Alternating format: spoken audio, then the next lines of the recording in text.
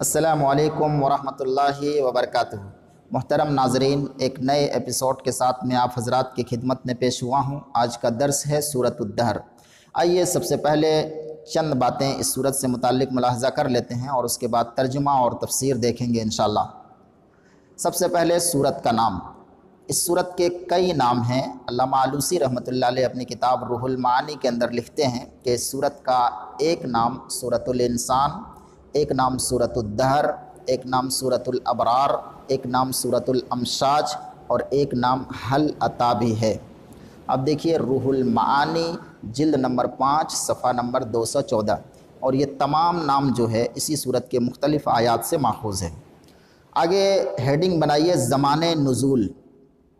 زمان نزول یعنی مکی ہے یا مدنی۔ اس سورت کے مکی یا مدنی ہونے کے سلسلے میں مفسرین کی رائیں الگ الگ ہیں۔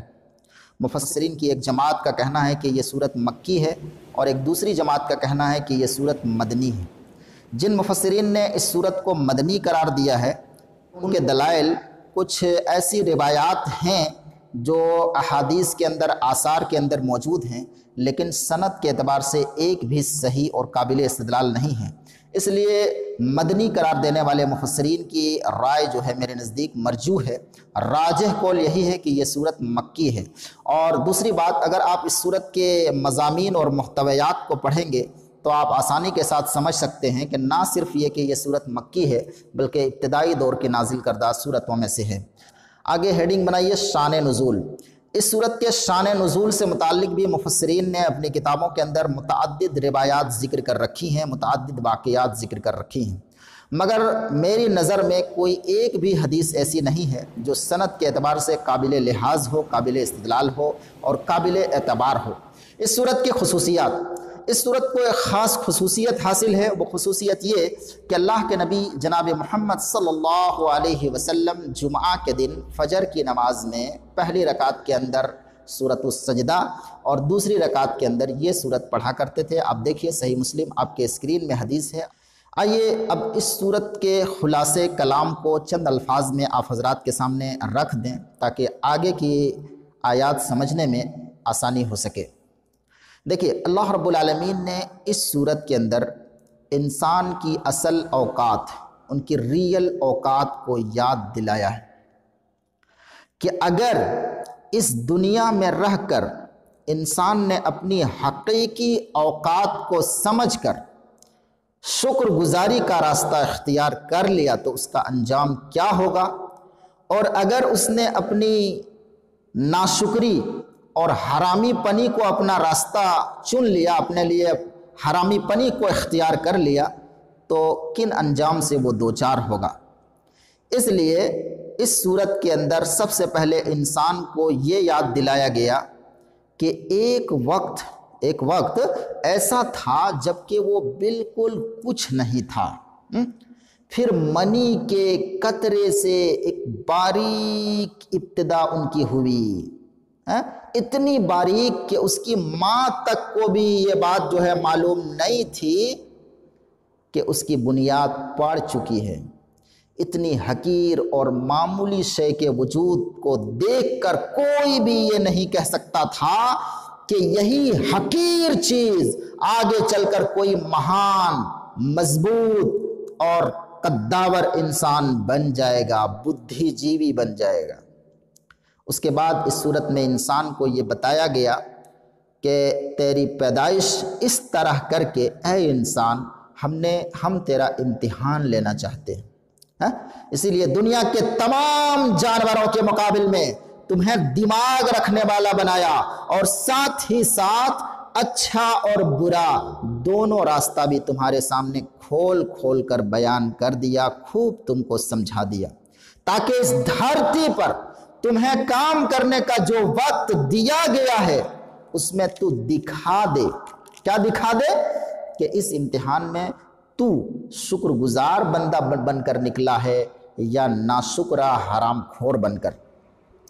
اس کے بعد پھر اللہ رب العالمین نے دونوں قسم کے انسانوں کا نتیجہ بیان کیا ہے کہ جنہوں نے شکر گزاری کا راستہ اختیار کیا اور جنہوں نے حرامی پنی اور ناشکری کا راستہ اختیار کیا، دونوں کا کیا انجام ہوگا۔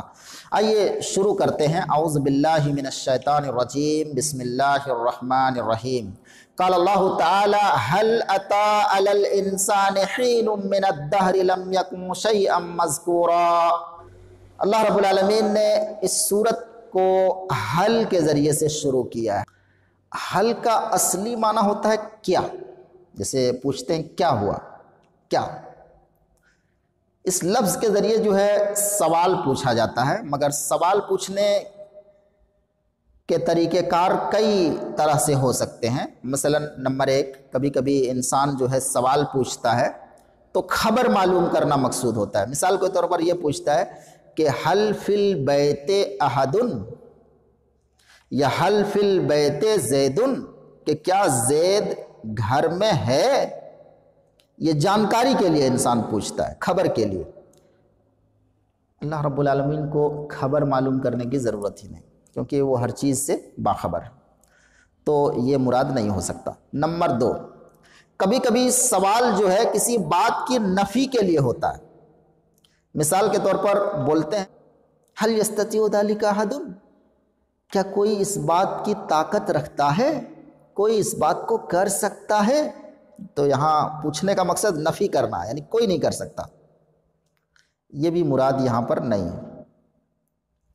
اور نمبر 3، کبھی کبھی سوال کی نوعیت جو ہے تقریری ہوتی ہے، کسی بات کو ثابت کرنا ہوتا ہے۔ مثال کے طور پر جیسے اردو زبان میں ہم بولتے ہیں کیا میں نے تمہارے ساتھ کوئی برائی کی ہے۔ اب اس جگہ میں جو حل آئے گا اس کا مطلب یہ نہیں ہوگا کہ مخاطب جس سے بات کی جا رہی ہے وہ اقرار کر لے نہیں آپ نے میرے ساتھ کوئی برائی نہیں کی ہے، بلکہ اس سوال کے ذریعے دراصل اسے یہ سوچنے پر مجبور کرنا ہے کہ جس نے اس کے ساتھ برائی نہیں کی ہے، اگر وہ شخص ان کے ساتھ کوئی برا سلوک کر رہا ہے تو یہ کہاں تک درست ہے۔ یہ تیسرے نمبر والا جو معنی ہے استفہام تقریری، جیسے بولتے ہیں نا ارے میں نے تمہارے ساتھ کوئی برائی کی ہے، تو کہنے کا مقصد کیا ہوتا ہے؟ کہنے کا مقصد یہ ہوتا ہے کہ جب میں نے تمہارے ساتھ کوئی برائی نہیں کی ہے تو تم میرے ساتھ کیوں برائی کر رہے ہو۔ یہ سوچنے پر مجبور کرنا مقصد ہوتا ہے۔ کبھی کبھی حل کا استعمال سوچنے پر مجبور کرنے کے لیے ہوتا ہے، تو اسی معنی میں یہاں اللہ رب العالمین نے حل کا استعمال کیا ہے۔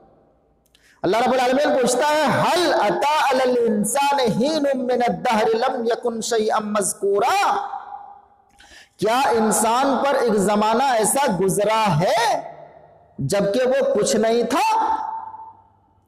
مطلب یہاں سوال کر کے انسان کو یہ سوچنے پر مجبور کیا جا رہا ہے کہ جب انسان پر ایک ایسا زمانہ گزرا ہے جبکہ وہ کچھ نہیں تھا اور پھر اس کو اللہ نے وجود میں لایا اور یہ ہٹا کٹھا انسان بنا دیا، کیا اس ذات کے لیے یہ کوئی مشکل کام ہے کہ ایک مرتبہ انسان کے مار جانے کے بعد دوبارہ اس کو زندہ کر دے؟ سوچئے، ذرا غور کیجئے۔ یہ تشریح ہوئی اگر ہم حل کو استفہام تقریری مانے تب، جبکہ بہت سے مفسرین حل کو قد کے معنی میں لیتے ہیں۔ حل کہتے ہیں یہاں قد کے معنی میں، اور حل کا ترجمہ کرتے ہیں یقیناً، بے شک، تحقیق کے۔ بڑے جو ہے نحویوں نے امام سیبویہ، امام کسائی، امام فرا، امام ابو عبیدہ رحمہ اللہ، ان سب کا کہنا ہے کہ حل جو ہے قد ہی کے معنی میں یہاں پر موجود ہے۔ میرے نزدیک دونوں ہی معنی صحیح ہے، دونوں مفہوم ہی صحیح ہے۔ استفہام تقریری لیں تب بھی بات صحیح ہے، اور اگر حل کو قد کے معنی میں استعمال کرتے ہیں دونوں اعتبار سے صحیح۔ اللہ رب العالمین فرماتا ہے حل اتی علی الانسان، انسان سے کون انسان مراد ہے؟ ایک قول تو یہ ہے کہ انسان سے تمام انسان مراد ہے، کیونکہ ہر انسان پر ایک ایسا وقت گزرا ہے جبکہ وہ کچھ نہیں تھا۔ اور بعض مفسرین مثلا امام قتادہ رحمۃ اللہ علیہ، امام ثوری رحمۃ اللہ علیہ، امام اکرمہ رحمۃ اللہ علیہ، امام سدی، ان کا کہنا ہے کہ یہاں انسان سے مراد حضرت آدم علیہ السلام ہیں۔ ہین کا معنی ہوتا ہے لمحہ، وقت، ساتھ، اور دہر کا معنی ہوتا ہے زمانہ۔ اگر انسان سے مراد ہم تمام انسانوں کو لیتے ہیں تو حین من الدہر کا مفہوم ہوگا وہ زمانہ جب انسان مادر رحم میں تھا، مادر رحم کا نہایت ابتدائی زمانہ۔ اور اگر انسان سے مراد اگر ہم آدم کو لیتے ہیں تو حین من الدہر سے مراد ہوگا وہ زمانہ جس میں آدم علیہ السلام کو ابھی وجود میں نہیں لایا گیا تھا، یعنی اس پر روح پھونکے جانے سے 40 سال کے قبل کا زمانہ۔ آگے اللہ رب العالمین فرماتا لم یکن شیئا مذکورا، جبکہ وہ کوئی قابل ذکر چیز نہیں تھا۔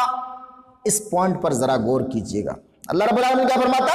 لم یکن شیئا مذکورا، جبکہ وہ کوئی قابل ذکر چیز نہیں تھا، یعنی اس انسان کا ایک حصہ باپ کے منی میں، ہندی میں جس کو بولتے ہیں شکرانو کیڑے کی شکل میں تھا، اور ایک حصہ ماں کے منی میں موجود انڈے کی شکل میں تھا۔ پہلے کے لوگ تو یہ بھی نہیں جانتے تھے کہ شکرانو کیا چیز ہے، اور بیضہ یعنی عورت کی منی میں جو انڈے نکلتے ہیں اس کا کیا مطلب ہے۔ پہلے کے لوگ یہ بھی نہیں جانتے تھے کہ مرد کی منی میں موجود کیڑے اور عورت کے منی میں موجود انڈے دونوں کے ملاپ کے بعد کوئی انسان جو ہے وجود میں آتا ہے۔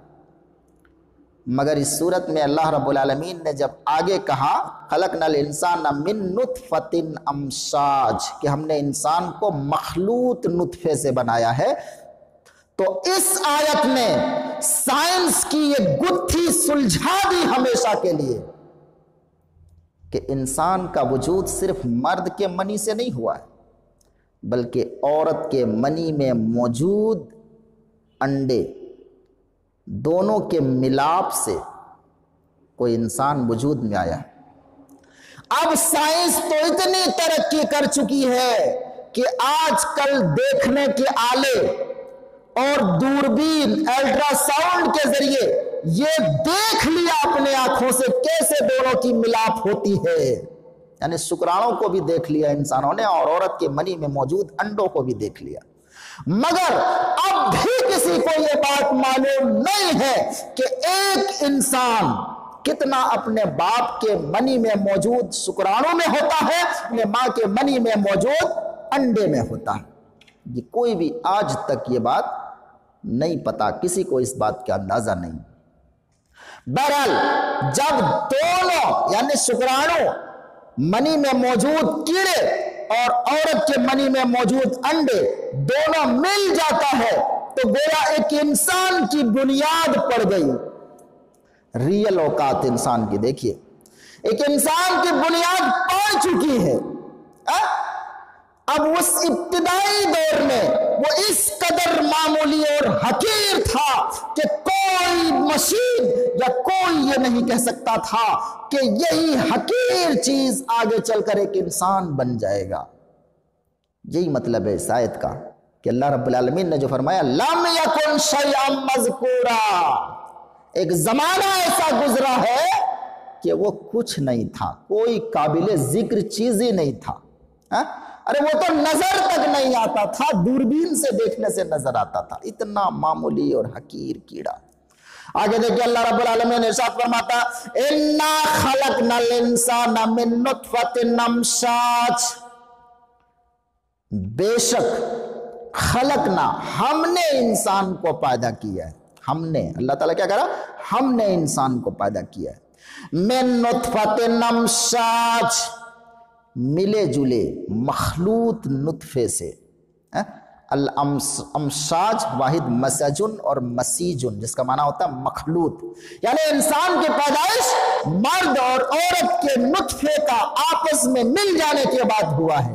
بالکل یہی بات اللہ کے نبی صلی اللہ علیہ وسلم نے اپنی حدیث پاک کے اندر بھی بیان فرمائی ہے۔ حضرت ام سلمہ رضی اللہ تعالیٰ عنہ سے روایت ہے، کہتی ہیں کہ ام سلیم نے ایک مرتبہ اللہ کے رسول صلی اللہ علیہ وسلم سے پوچھا کہ اے اللہ کے رسول صلی اللہ علیہ وسلم، اللہ رب العالمین حق بات کہنے سے نہیں شرماتا، تو کیا عورت کو اگر احتلام ہو جائے تو کیا ان پر بھی غسل لازم ہے؟ یہ سن کر حضرت ام سلمہ، یہ کون سوال پوچھ رہی ہیں؟ ام سلیم سوال پوچھ رہی ہیں، ام سلمہ روایت کر رہی ہیں۔ یہ والا سوال پوچھ کر جب ایک عورت نے پوچھا اللہ کے نبی سے کہ کیا اے اللہ کے نبی عورتوں کو بھی احتلام ہوتا ہے؟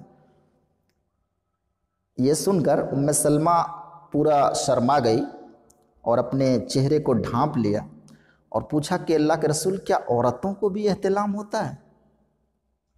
اللہ کے نبی صلی اللہ علیہ وسلم نے فرمایا ارے پگلی، اگر عورتوں کو احتلام نہ ہوتا، عورتوں کو منی نہ نکلتا، تو بچے کی مشابہت پھر ماں جیسی کبھی کبھار کیسے ہو جاتا ہے؟ آگے اللہ کے نبی صلی اللہ علیہ وسلم نے اسی حدیث میں فرمایا کہ ان ماء الرجل غلیظ ابیض وماء المرأة رقیق اصفر فمن ایہما علا او سبق یکون منہما۔ یہ صحیح مسلم کی روایت ہے، کہتے ہیں کہ بے شک مرد کا منی گاڑھا ہوتا ہے اور سفید ہوتا ہے، اور عورت کا منی پتلا ہوتا ہے اور زرد ہوتا ہے۔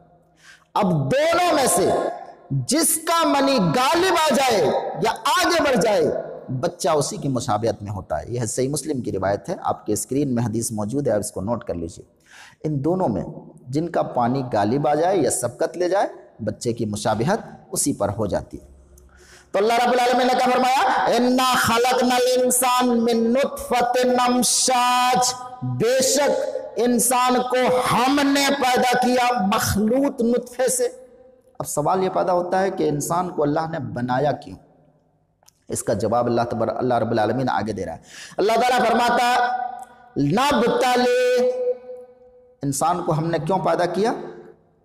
تاکہ ہم اس کو آزمائیں، نبتلی، تاکہ ہم اس کا امتحان لے سکیں۔ بلا یبلو سے بات گزر چکی ہے، آزمانا کے معنی میں ہوتا ہے، تاکہ ہم اس کو آزمائیں، تاکہ ہم اس کا امتحان لے سکیں۔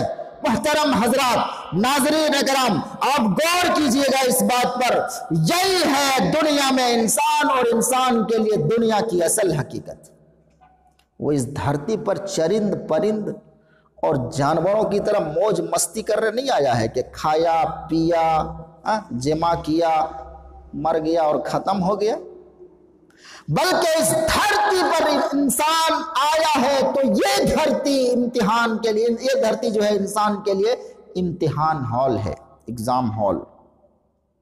اور جس چیز کو وہ اپنی عمر سمجھتا ہے نا، اپنی عمر ایز، وہ دراصل امتحان کے لیے دیا ہوا محدود وقت ہے، جس کو وہ ہیپی برتھ ڈے مناتا ہے، happy birthday to you. ایسا لگتا ہے کوئی خوشی کی بات ہو رہی ہے، ارے آپ کی عمر 1 سال مزید کم ہو گئی، آپ کی کیا ایسا ہوتا ہے کہ امتحان میں آپ بیٹھے ہوں، وہاں تو چاہتا ہے کہ کوئی اور وقت ملے، تھوڑا اور وقت ملے۔ آپ کا اگر 2 گھنٹے کا ٹائم دیا ہو یا 1 گھنٹے کا ٹائم دیا ہو اور ابھی 10 سوال حل کرنا ہو، ذرا تصور کیجئے گا اس انسان کا کیا حال ہوتا ہے۔ کیا وہ کبھی سوچ سکتا ہے کہ جو ہے 5 منٹ بچے تو کہے گا happy birthday to you, اب وقت ختم ہونے والا ہے، تو خوشی کی بات ہے تو کوئی غمی کی بات ہے؟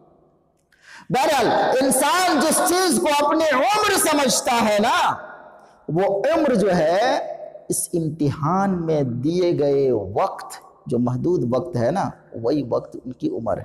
اور اسلامی شریعت کے مطابق پوری زندگی بسر کرنا، اللہ کے حکم کو ماننا، رسول کے حکم کو ماننا، اس امتحان کے مختلف پرچے ہیں، کوسچن پیپر۔ اور یہ امتحان زندگی کے آخری سانس تک جاری ہے۔ کس کس امتحان سے بھاگو گے؟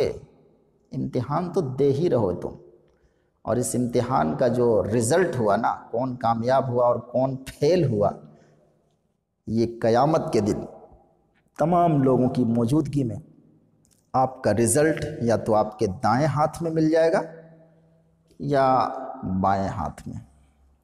یہی بات اللہ رب العالمین نے سورۃ الملک کے اندر بھی ارشاد فرمایا تھا کہ الذی خلق الموت والحیات لیبلوکم ایکم احسن عملا، جس نے موت اور زندگی کو اس لیے پیدا کیا تاکہ وہ تم لوگوں کو آزما سکے، آزمائے کہ تم میں سے کون زیادہ بہتر ہے عمل کرنے کے اعتبار سے۔ اور ظاہر بات ہے امتحان دینے کے لیے انسان کو عقل کی ضرورت ہوتی ہے، دماغ کی ضرورت ہوتی ہے، بدھی کی ضرورت ہوتی ہے۔ اس لیے آگے اللہ رب العالمین نے ارشاد فرماتا ہے فَجَعَلْنَاهُ سَمِيعًا بَصِيرًا، اسی وجہ سے ہم نے انسان کو بنا دیا سمیعًا بصیرا، سننے والا دیکھنے والا۔ انسان سننے والا دیکھنے والا ہے، اسی لیے کس لیے؟ امتحان دینے کے لیے، تاکہ وہ امتحان دے سکے۔ دنیا میں جو امتحان چل رہا ہے نا وہ دے سکے، اسی لیے اللہ رب العالمین نے انسان کو سمیع اور بصیر بنایا ہے۔ فَجَعَلْنَاهُ، اسی بنا پر ہم نے اس کو بنا دیا ہے سمیعًا بصیرا، سننے والا دیکھنے والا۔ اب سوال یہ ہو سکتا ہے کہ دیکھنا اور سننا صرف انسان کا خاصہ تو ہے نہیں، جانور بھی تو دیکھتے ہیں اور سنتے ہیں۔ اس کا جواب یہ ہے کہ جانور گرچہ سنتے اور دیکھتے ہیں مگر ان کے پاس دماغ نہیں ہے، ان کے پاس دماغ نہیں ہے، وہ کسی چیز کو دیکھ کر جو ہے کوئی فیصلہ نہیں لے سکتے، وہ نتیجہ نہیں نکال سکتے، قوت فکر ان کے پاس نہیں ہے۔ اللہ رب العالمین نے سامع اور باصر نہیں کہا، سمیع اور بصیر کہا ہے۔ کسی جانور کے لیے یہ لفظ نہیں بولا جاتا، جانور بھی دیکھنے والا اور سننے والا ہے لیکن ان کے لیے سمیع اور بصیر کا لفظ استعمال نہیں ہوتا ہے۔ سمیع اور بصیر، دیکھنا اور سننا صرف ظاہری طور پر دیکھنے اور سننے کا نام نہیں، بصارت اور سماعت یہ مفہوم، یعنی دیکھنے اور سننے کے ساتھ ساتھ دماغ رکھنا، بدھی رکھنا، یہ صرف انسانوں کا خاصہ ہے، یہ کسی جانور کے اندر موجود نہیں ہے۔ وہ کوئی فیصلہ نہیں لے سکتے اور نہ کوئی بھلی اور بری چیز میں تمیز کر سکتے ہیں، جبکہ انسان کسی بھی چیز کو دیکھ کر یا سن کر دور کی سوچ سکتا ہے۔ کان اور آنکھ انسان کے جو ہے ذرائع علم ہے جن سے وہ علم حاصل کرتا ہے۔ اسی لیے یہاں پر جو ہے بغرض اختصار اللہ رب العالمین نے ان دو چیزوں کا ذکر کیا ہے، ورنہ اصل مطلب یہ ہوا کہ وہ تمام سینس جو حواس جو انسان کو دیا گیا ہے، جن کے ذریعے وہ معلومات حاصل کرتا ہے، پھر ان سے نتیجہ نکالتا ہے، کوئی رائے کام کرتا ہے، پھر کچھ فیصلوں پر پہنچتا ہے اور پھر زندگی میں ان کے رویے انہی رائےوں پر جو ہے معمول ہوتا ہے۔ تو اللہ رب العالمین نے کیا فرمایا؟ فَجَعَلْنَاهُ سَمِيعًا بَصِيرًا، اسی لیے ہم نے ان کو سننے والا دیکھنے والا بنایا۔ تو سننے والا اور دیکھنے والا میں ساتھ ساتھ عقل رکھنے والا، علم رکھنے والا مراد ہے،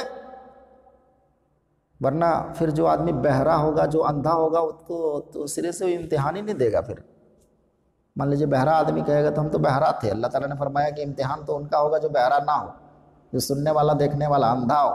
مان لیجیے ایک آدمی اندھا ہے تو کیا قیامت کے دن کا حساب و کتاب نہیں ہوگا؟ یہاں ظاہری سماعت اور بصارت کی بات نہیں ہے، علم رکھنے والا، عقل رکھنے والا۔ اگر علم و عقل سے کوئی محروم ہے، کوئی آدمی سرے سے دم بالکل پاگل ہے، عقل ہی نہیں اس کے اندر، تو پھر یقیناً وہ امتحان سے مستثنا ہوگا۔ اس لیے اللہ رب العالمین نے یہاں سمیع اور بصیر کا استعمال کیا ہے، سامع اور باصر کا استعمال نہیں کیا ہے، بہت باریک لفظ ہے۔ آگے اللہ رب العالمین فرماتا ہے اِنَّا هَدَيْنَاهُ السَّبِيلَ إِمَّا شَاكِرًا وَإِمَّا كَفُورًا، اِنَّا هَدَيْنَاهُ السَّبِيلَ، بے شک ہم نے راہ دکھلا دی ہے اس کو، بے شک ہم نے راہ دکھلا دی ہے۔ ہدینا، ہدا یہدی، ہدینا، بے شک ہم نے راہ دکھلا دی ہے اس کو، اما شاکرن و اما کفورا، اب چاہے وہ شکر گزاری کرے یا ناشکری کرے۔ کیا مطلب ہوا اس کا؟ مطلب یہ ہوا کہ ہم نے انسان کو راہ دکھا دی، اب چاہے شکر گزاری کرے یا ناشکری کرے، یعنی اتنی باریک کیڑے سے ہم نے تھاپ تھاپ کر ایک انسان کو مضبوط ہٹا کٹھا انسان بنا دیا۔ اب انسان کی مرضی اپنے محسن اور بنانے والے اللہ رب العالمین کو پہچان کر اس کا شکریہ ادا کرے، اس پر ایمان لائے، اس کے مطابق اپنی زندگی کو گزارے، اس کے نبی صلی اللہ علیہ وسلم کے بتائے ہوئے طریقے کے مطابق چلے، یا بے شرموں کی طرح احسان فراموشی کر کے ناشکری کرے اور بے ایمان بنا رہے۔ یہ اس کی مرضی، یہ اس کی مرضی۔ محترم ناظرین، یہاں اللہ رب العالمین نے کہا انا ہدیناہ السبیل، ہم نے راستہ دکھلا دیا ہے۔ مطلب انسان کو پیدا کرنے کے بعد اللہ رب العالمین نے ایسے ہی چھوڑ نہیں دیا، بلکہ دونوں راستے دو ہی ہیں، آپشن دو ہی ہے، دونوں راستے دکھلا دیے ہیں، نیکی کے بھی اور برائی کے بھی۔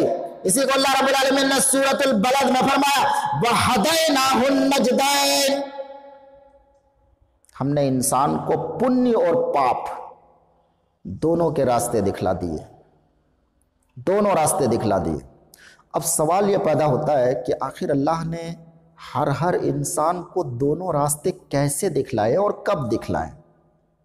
آئیے ذرا ملاحظہ کرتے ہیں اللہ رب العالمین نے راستہ کیسے دکھلایا۔ کئی صورت ہے، آپ ترتیب وار دیکھ لیجئے۔ نمبر 1، سب سے پہلے غور کیجئے،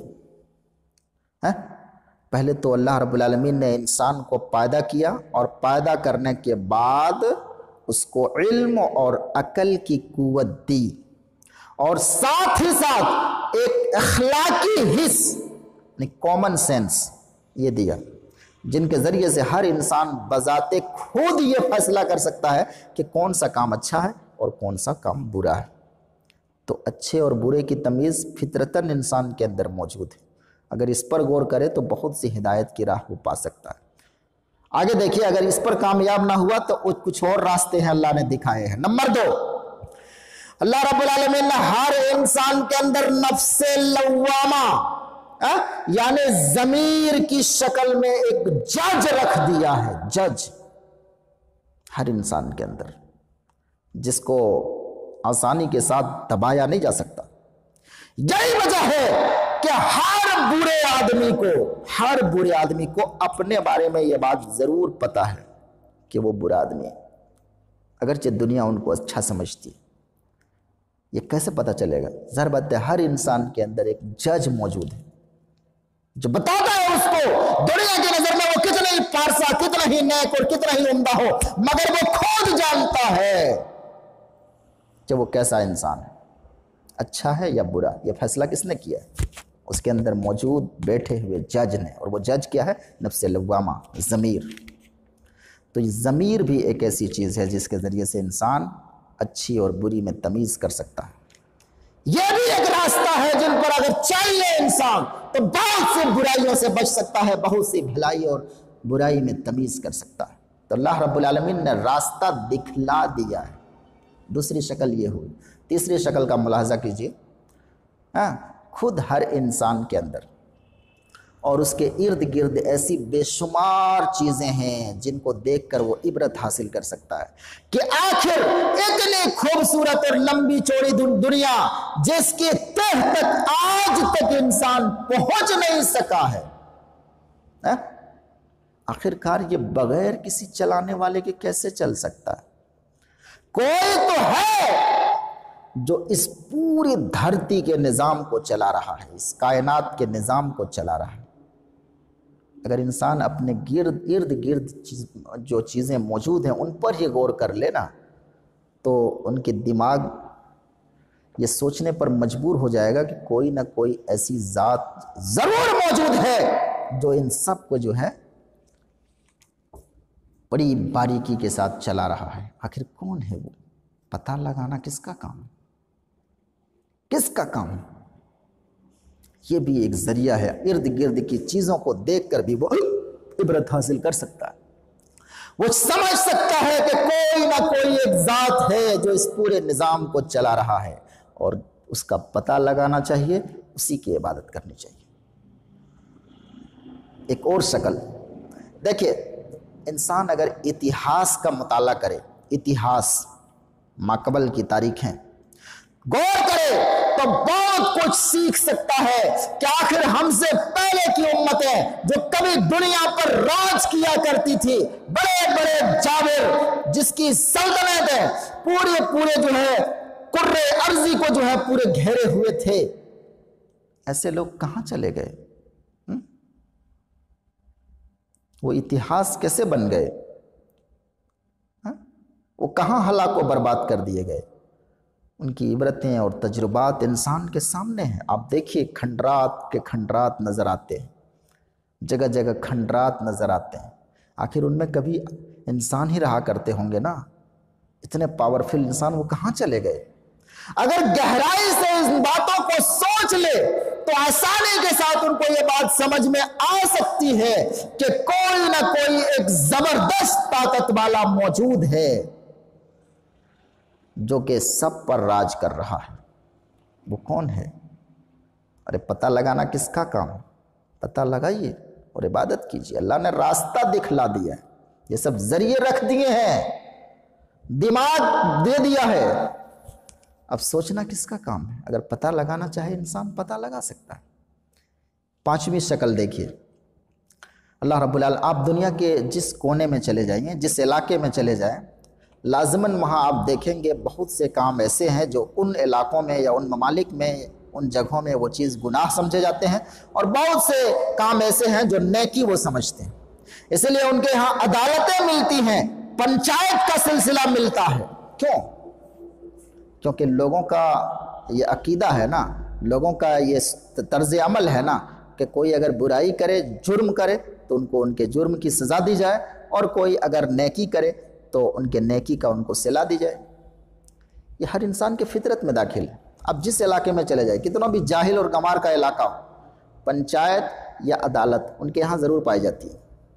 یہ پنچایت اور عدالت کا پایا جانا کس بات کی دلیل ہے؟ اس بات کی دلیل ہے کہ ہر انسان فطری طور پر یہ چاہتا ہے کہ جرم کی سزا دی جائے اور بھلائی کا بدلہ ان کو ملے۔ اب ذرا غور کیجیے، دنیا میں ہزاروں جرم ایسے ہیں جن پر کوئی سزا نہیں، اور ہزاروں بھلائیاں اور احسانات ایسے ہیں جن پر دنیا میں احسان کرنے والوں کو کچھ نہیں ملتا۔ اب لازماً یہ ماننا پڑے گا کہ ایک دن ایسا ضرور ہونا چاہیے جس دن ہر شخص کو انصاف مل جائے، ہر ظالم کو ان کے ظلم کی سزا ملے، اور ہر نیکی کرنے والے کو ان کے نیکی کا پھل ملے۔ تو آدمی اگر اپنے علاقوں میں موجود پنچایتوں اور علاقوں پر بھی غور کر لے، عدالتوں پر غور کر لے، تو وہ سمجھ سکتا ہے کہ ایک نہ ایک دن سب کو مر کر ایک جگہ جمع ہونا ہے اور حساب و کتاب دینا ہے۔ اس لیے وہی عمل کریں جو اچھا ہو، اور جو برا ہو اس کو ترک کر دیں۔ یہ 5 طریقے ایسے ہیں جن پر انسان اگر غور کر لے تو آسانی کے ساتھ سمجھ سکتا ہے کہ کون سا کام جو ہے بہتر ہے اور کون خراب ہے۔ اس لیے اللہ رب العالمین نے فرمایا اِنَّا هَدَيْنَاهُ السَّبِيلَ، ہم نے راستہ دکھلا دیا ہے۔ یہی راستے ہیں، دکھلانے کی یہی شکل ہے، دکھلانے کی یہی شکل ہے۔ اچھا، اس پر مزید احسان دیکھیے اللہ رب العالمین کا۔ ان سب کے بعد، یعنی جو 5 طریقے میں نے بیان کیے، ان سب کے بعد بھی اگر کوئی انسان اتنا بدھو ہے کہ کچھ سمجھتا ہی نہیں، تو اللہ رب العالمین نے مزید احسان یہ کیا کہ انسانوں کی ہدایت کے لیے اور درستگی کی راہ پر آنے کے لیے انبیاء کرام کو بھی بھیجنے کا سلسلہ شروع کر دیا، تاکہ اگر اپنے طور پر انسان نہ سمجھ سکے تو یہ انبیاء انسانوں کو سمجھا دے، انسانوں کو صحیح رہنمائی کر دے۔ اب اگر اتنی رہنمائی کے باوجود کوئی انسان اگر حرام خوری کرتا ہے، ناشکری کرتا ہے، تو اس میں فالٹ کس کا ہے؟ اس میں غلطی کس کی ہے؟ انسان کی یا اللہ تعالیٰ کی؟ ظاہر بات ہے، اللہ رب العالمین نے راستہ دکھلا دیا، اور کیسے دکھلایا میں نے اس کی تشریح کر دی۔ اللہ رب العالمین نے راستہ دکھلا دیا، اب اس کی مرضی، اما شاکرا و اما کفورا، شکر گزاری کا راستہ اختیار کرتا ہے یا ناشکری کا راستہ اختیار کرتا ہے۔ جس راستے کو اختیار کرو گے اسی کے مطابق ان کا انجام ہوگا۔ کیا انجام ہوگا؟ ان کے انجام کا ذکر میں انشاءاللہ آگے کے درس میں بتاؤں گا۔ اللہ رب العالمین سے ہم دعا کرتے ہیں اللہ رب العالمین ہمارے حسنات کو قبول فرمائے۔ اللہ رب العالمین ہم انسانوں کو اپنی حقیقی اوقات پہچاننے اور اللہ رب العالمین کی عبادت کرنے اور برائیوں سے دور رہنے، اپنے نبی کی اطاعت کرنے کی توفیق عطا فرما۔ آمین۔